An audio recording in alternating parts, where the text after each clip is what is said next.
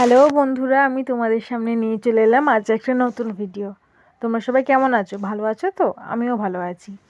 দেখো, তোমাদের সামনে আজ নিয়ে চলে এসেছি আমার মায়ের লাগানো বেশ কিছু গাছের ভিডিও।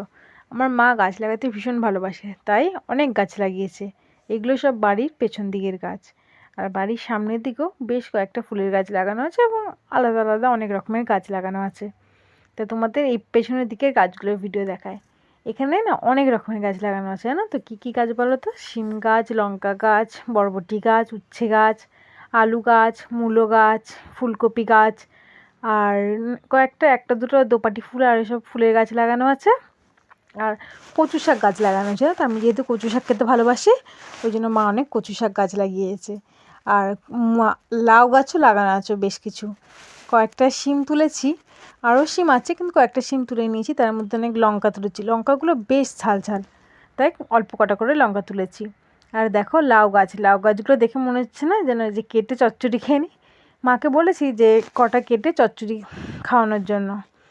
দেখো এখানে মূলো গাছ হয়েছে, কয়েকটা মূলো গাছ হয়েছে। মূলো পাতা ভাজা তোমরা কে কে খেতে ভালোবাসো? আমার খুব ভালো লাগে। আর দেখো এখানে পেঁয়াজ গাছ হয়েছে, পেঁয়াজ গাছ বেশ ভালোই হয়েছে। আর এই দেখো ফুলকপি, ছোট্ট ছোট্ট ফুলকপি। এখানে হয়েছে একটা, ওই পারে হয়েছে, আর একটা ওই পারে হয়েছে, কিন্তু সেটা আমি তোমাদের দেখাতে পারছি না, একটু ভেতর দিকে তো, ওই জন্য আর দেখালাম না। বরবটি হয়েছে, অনেক রকম বরবটি হয়েছে, দেখেছো? প্রচুর বরবটি হয়েছে। উচ্ছেও হয়েছে অনেক, কিন্তু উচ্ছেগুলো না ছোটো বয়সে বেশি পেকে যাচ্ছে, ওই জন্য হলুদ হলুদ হয়ে যাচ্ছে। এটাই হলো উচ্ছের সমস্যা, এই ছোটো ছোটো হচ্ছে আর পেকে যাচ্ছে। যাই হোক, উচ্ছেগুলো তুলে নিয়েছিলাম, নিয়ে চচ্চড়ি খেয়েছি। আর দেখো লাউ গাছগুলো পুরো একদম লগলগে লাউ গাছ, দেখেছো? তুলেই চচ্চড়ি খাওয়ার মতন। দেখো মাকে আবার বলছি যে এটা তুলে তুলে খেয়ে নেবে।